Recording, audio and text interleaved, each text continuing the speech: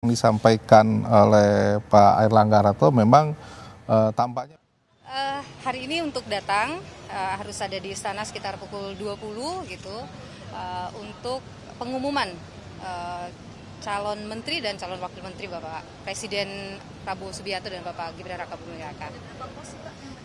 Saya tidak dapat informasi detail ya berapa pos, yang jelas hari ini saya hanya diberitahukan tadi dihubungi oleh Bapak Mayor Teddy, Pak Teddy, untuk datang ke istana sekitar harus ada di istana pukul 20. Sore ya tadi, sekitar sore hari. Ya. Nanti diumumkan oleh Bapak Presiden, detailnya nanti setelah di pengumuman ya. Oke, terima kasih ya.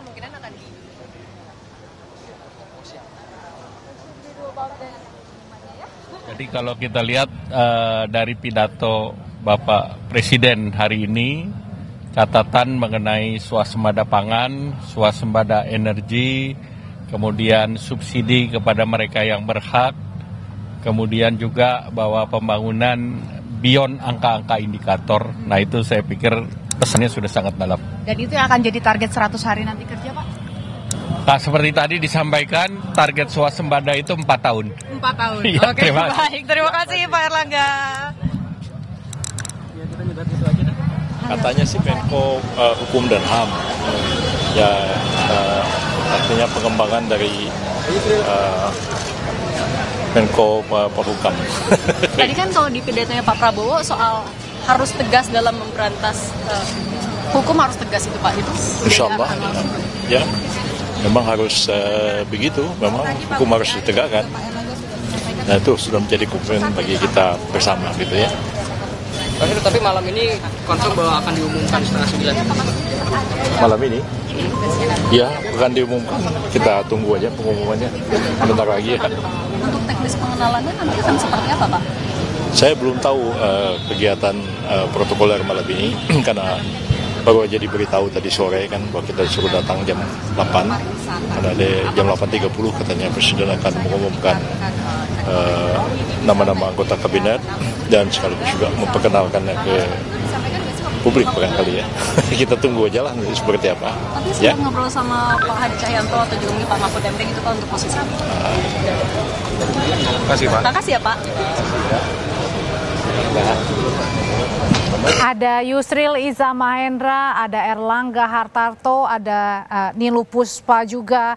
Tadi kalau menteri yang sudah terdahulu, Pak Airlangga ini yang paling berani nampaknya Mas Tauhid ya, membicarakan poin-poin penting apa yang dititipkan oleh Pak Prabowo kepada menterinya begitu ya. Mungkin karena tidak bisa terelakkan juga kerjasama antara Pak Prabowo dengan menteri-menteri yang terdahulu termasuk juga dengan Airlangga ini sudah terbangun. Jadi artinya tidak membutuhkan waktu iya. Tapi kemudian tantangannya justru harus kritis ya, karena ini menterinya sudah pernah menjabat. Tapi Menko Perekonomian lagi. Sebenarnya tantangannya apa nih tadi harus kita perlu kritis ini? Ya kalau kita lihat tadi kan bahwa swasembada pangan, energi, air itu kan juga masuk di dalam Astacita Pak Prabowo ya. Memang yang beratnya adalah misalnya pangan, beras begitu ya. Kita tiap tahun kurang lebih 2-3 juta ton. Nah, memang apakah bisa dengan katakanlah ekstensifikasi food estate itu bisa tercapai atau tidak begitu. Nah ini kan kemarin tampaknya belum berhasil, tentu tahu kelemahan dan sebagainya begitu. Nah dari situasi ini apakah memang ini dimandatkan oleh Menko Perekonomian sebagai koordinator bisa melakukan itu semua begitu ya, termasuk isu di katakanlah kemandirian energi ya. Kemandirian energi relatif lebih sulit karena apa ya, kita sebagian besar masih impor katakanlah minyak dan sebagainya. Nah ini yang saya kira ada yang kemungkinan bisa mendekati berhasil atau memang agak sulit dalam waktu 5 tahun bisa tercapai. Challengingnya karena ini adalah menteri yang lama, termasuk Pak Airlangga, tahu celahnya dan mana yang kemungkinan bisa cepat, mana yang kira-kira mengatasi tantangan tadi begitu. Oke, ini kita kembali berada di istana. Tadi Rosan Roslani juga sedang diwawancara. Ini menteri yang kembali terpilih di eranya Pak Prabowo. Kita dengarkan. Oh, ini sudah selesai nih. Baik, kita dengarkan lagi berikutnya dari Ketua Umum PAN, Zulkifli Hasan. Pengumuman menteri. Pengumuman menteri benar ya Pak ya? Iya. jam 8.30. Ya. Pak, tapi sudah ada pesan, memang ini belum diumumkan nanti sama Pak Prabowo secara langsung, tapi sudah dititipkan belum Pak Zulhas? Kira-kira nanti pesannya apa aja yang pos apa yang nanti atau sektor apa yang jadi fokus? Kan cuma tinggal setengah jam, kita tunggu aja. Ya. Kalau dari Pan kira-kira sudah disebutkan ada berapa pos Pak yang didapatkan? Ya kita tunggu aja sebentar lagi. Akan paling banyak nggak Pak? Ya. Pak Jokowi pernah bilang paling banyak lah gitu. Ya berapapun yang diberikan tugas kepada kita ya kita siap gitu aja ya. Ini tidak banyak-banyaknya ya Pak. Iya. Ya? Walaupun sudah konsisten mendukung Pak Prabowo sejak Iya, iya. Ya, makasih.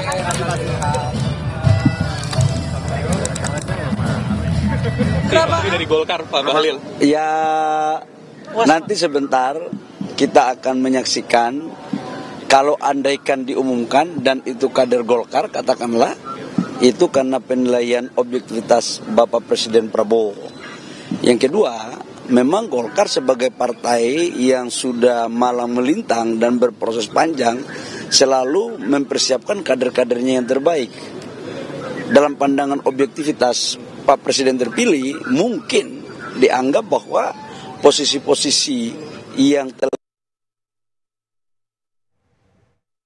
Pak Presiden itu Golkar bisa mengabdikan diri kepada negara. Pak di era Pak. Kader Golkar yang akan mengisi posisi menteri dan juga wamen, kira-kira ada berapa nih Pak sebetulnya? Nanti sebentar kita lihat. Pak Jokowi itu nggak pernah Pak habis mengucap sumpah malamnya itu langsung pengumuman kabinet, kan biasanya ada beberapa hari. Ini artinya lebih solid daripada kabinet Pak Jokowi apa gimana? Masing-masing pemimpin kan punya style kepemimpinan. Yang kedua kan kalau saya melihat proses yang ada ini kan mereka punya hubungan yang cukup luar biasa, baik Pak Presiden Pak Prabowo maupun mantan Presiden Pak Jokowi, Presiden ke-7. Jadi saya pikir ini keberlanjutan, temanya aja berkelanjutan. Jadi saya yakin dan percaya mereka punya chemistry yang pas. Ini transisi paling mulus dibandingkan sebelumnya atau? Yang Mas tahu kan begitu kan?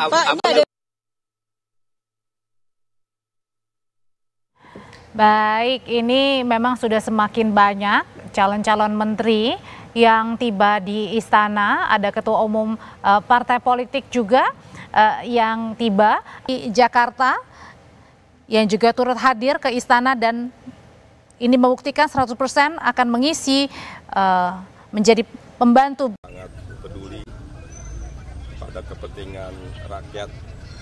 Beliau tidak ingin lagi ada penindasan, tidak ingin ada penderitaan, tidak ingin lagi ada kemiskinan, tidak ingin lagi ada kelaparan. Dia ingin Indonesia menjadi bangsa yang terhormat, bermartabat, dan membanggakan. Gitu ya, cukup ya, terima kasih. Terima kasih Pak Riza. Ini KKP. Pak, jadi agendanya malam ini apa nih Pak? Hari ini dipanggil, katanya mau diumumkan. Dikabari dari jam berapa Pak Trenggono? Oh langsung ya Pak dikasih tahu. Sering ke Halim, pulangnya di Isi pos KKP lagi berarti atau seperti apa? Pak KKP atau bisnis Pak? Pak ada tanggapan Pak soal visi misi Pak Prabowo kalau dari sektor KKP kan tadi ada swasembada pangan dan segala macam. Ya itu bagian dari pangan. Bagian dari pangan jadi menurut saya bagus sekali. Mesti kerja keras untuk melakukan itu. Dan saya kira bisa langsung. Banyak terobosan baru dari pemikiran beliau. Itu saja. Jadi contoh misalnya pengembangan bagaimana ketahanan pangan kita itu wujud. Ketahanan pangan kan termasuk karbohidrat, lemak, protein ya. Itu kita memang harus kuat. Kalau untuk membantu program makan siang gratis juga ya tentu kalau pangannya kuat, sumbernya kuat, nggak ada masalah juga. Terima kasih Pak. Ada informasi informal ya, tapi sekali lagi kita tunggu kepastiannya dari beliau-beliau. Kira-kira udah kasih belum Mas agendanya tuh apa aja? Misalkan akan ngapain di sana? Apa akan? Sudah ada. Nanti konfirmasi langsung ya. Yuk, makasih ya. Selamat ya Mas. Mbak Riza selamat Bang. Oke. Udah diwawancara belum tadi? Belum kali. Udah cukup.